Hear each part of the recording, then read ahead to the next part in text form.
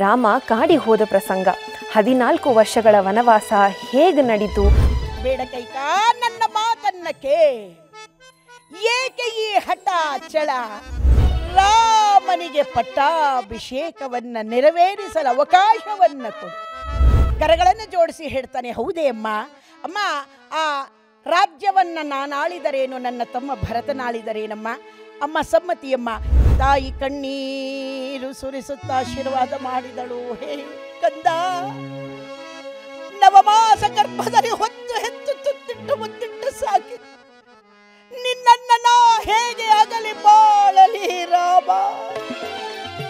ಪ್ರಸಿದ್ಧ ಹರಿಕಥಾ ಕೀರ್ತನಕಾರರಾದ ಶ್ರೀಮತಿ ಶೀಲಾ ನಾಯ್ಡು ಅವರಿಂದ ಅರಣ್ಯಕಾಂಡ ಕೀರ್ತನೆ ಹರಿನಾಮ ಕಥಾಮೃತ ತಪ್ಪದೇ ವೀಕ್ಷಿಸಿ. ಇದೇ ಮಾರ್ಚ್ 31 ಭಾನುವಾರ ಬೆಳಗ್ಗೆ 10:30ಕ್ಕೆ ನಿಮ್ಮ ನೆಚ್ಚಿನ ಚಂದನ ವಾಹಿನಿಯಲ್ಲಿ.